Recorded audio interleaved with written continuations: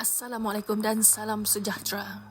Pertubuhan Gagasan Inovasi Rakyat Malaysia PGIRM merujuk kepada artikel analisis yang disiarkan oleh Sinar Harian bertajuk Syur Dividen KWSP ke Akaun Fleksibel Kurang Relevan. PGIRM menghormati pandangan yang diketengahkan serta memahami kepentingan mengekalkan fungsi utama kumpulan wang simpanan pekerja KWSP sebagai dana simpanan persaraan jangka panjang. Sehubungan itu adalah penting untuk memperjelaskan bahawa cadangan yang dibangkitkan oleh YB Datuk Seri Syahidan Kasim di Dewan Rakyat serta pendirian PGIRM bukanlah menuntut agar keseluruhan dividen KWSP diagihkan ke akaun fleksibel untuk semua 16 juta pencarum. Sebaliknya, cadangan tersebut bersifat bersasar, terkawal dan berasaskan prinsip keseimbangan dasar khusus kepada pencarum yang benar-benar berada dalam keadaan terdesak akibat tekanan kos sara hidup dan komitmen kewangan semasa. Cadangan mekanisme bersasar bagi memastikan kestabilan dana KWSP tidak terjejas, PGIRM mencadangkan 5 pendekatan berikut. Nombor 1, had peratusan terhad. Pemindahan dividen ke akaun fleksibel dihadkan kepada peratusan tertentu sahaja. Contohnya, 20% sehingga 30% daripada jumlah dividen tahunan pencarum yang layak.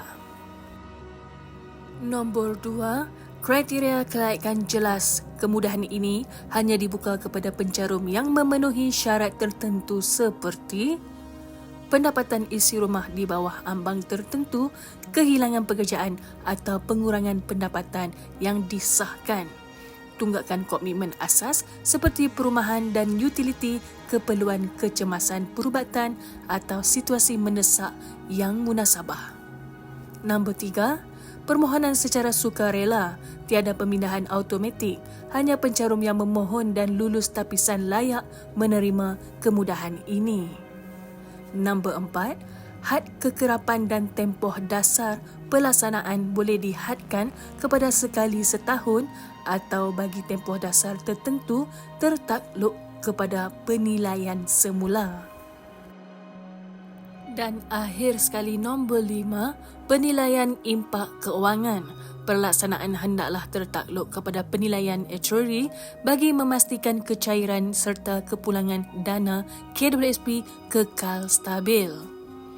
Pendirian PGIRM menegaskan bahawa KWSP mesti kekal sebagai instrumen simpanan persaraan yang mampan dan berdisiplin.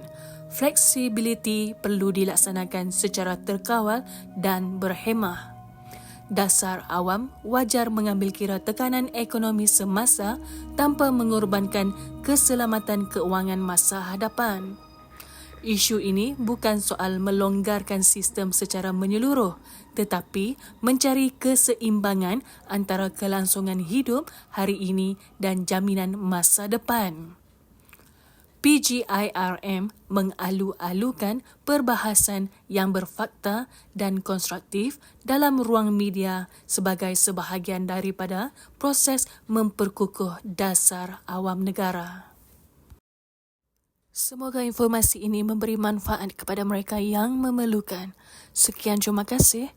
Assalamualaikum.